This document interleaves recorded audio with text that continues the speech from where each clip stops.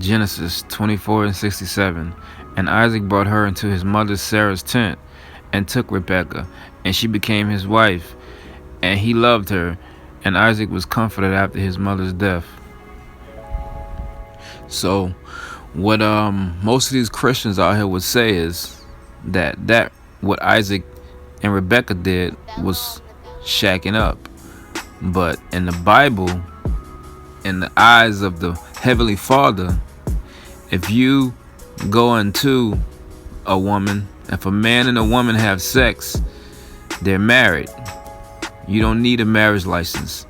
So this nonsense about having a marriage license and this bullshit. Genesis clearly states that Isaac brought her into his mother's tent and took Rebekah. When they say he took Rebekah, I mean they had sex, because after he took Rebekah, she became his wife. In order to consummate a marriage, you have to have sex. That marriage certificate don't mean jack unless you have sex.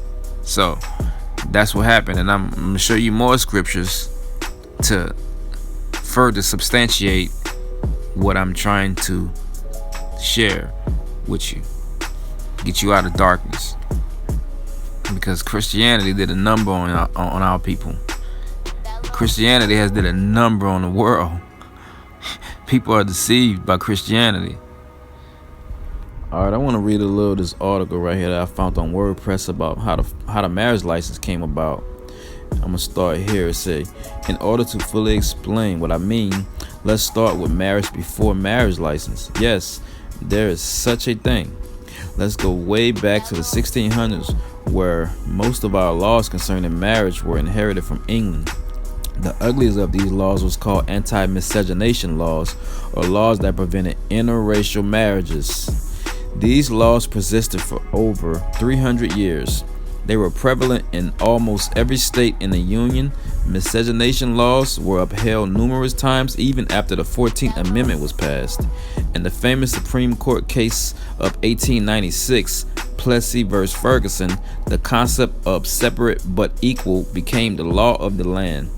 This allowed the states that still clung to anti-miscegenation laws to renew their favor against interracial marriage.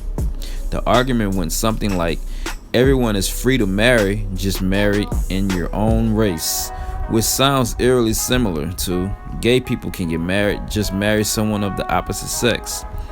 Up upon this point in American history, around the 1920s, there was no such thing as a marriage license. The states invented them as a way to dictate who could and could not get married, for the purpose of making sure blacks, whites, Asians, and Indians didn't mix. There you go. That's right. Marriage licenses were invented as a way to stop white people from marrying black people. Because they couldn't get a license, interracial couples who would have been considered married before the marriage license was available ceased to be married. They lost inheritance rights, medical rights, and all other benefits of common law marriage. The issuers of marriage licenses were considered the gatekeepers, charged with keeping the white race pure. There you go, man. That's what it's about. It ain't about getting a marriage license. You're doing it right. It's right. It's about keeping the white race pure. That's what marriage, because the state wanted to dictate who could get married and who cannot get married, and that's where the marriage license came into effect. That they wanted to keep the white race pure. That's what it was all about. Acts chapter 5 verse 29. Then Peter and the other apostles answered and said, we ought to obey God rather than men. So at the end of the day, man, all these people that follow and hang their hat on what the white man says right, you following the doctrines of man. You're not following the Most High Creator. Who is your leader? Who do you submit to? Do you submit to man, or do you submit to the Creator that created the heavens and the earth? This is Genesis chapter 38, and I'm going to start at verse 2. And Judah saw there a daughter of a certain Canaanite, whose name was Shua, and he took her and went in unto her. And she conceived and bare a son, and called his name And she conceived again and bare a son, and called his name Onan. And she yet again conceived and bare a son, and called his name Shelah. And he was at Chezib when she bare him. And Judah took a wife for his firstborn, whose name was Tamar. And Judah's firstborn, was wicked in the sight of the Lord, and the Lord slew him. And Judah said unto Onan, Go in unto thy brother's wife, and marry her. What does it mean to go in unto her?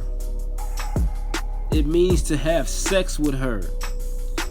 And once you go in unto her, that is now your wife. My closing statement is, man, know of a surety that the person you laying down with, you want to spend the rest of your life with. You know what I'm saying? Because women out here jumping from ride to ride. You know what I'm saying? Men out here putting the ride in other men's woman, which, I mean, we on both sides, we on both sides we have no understanding.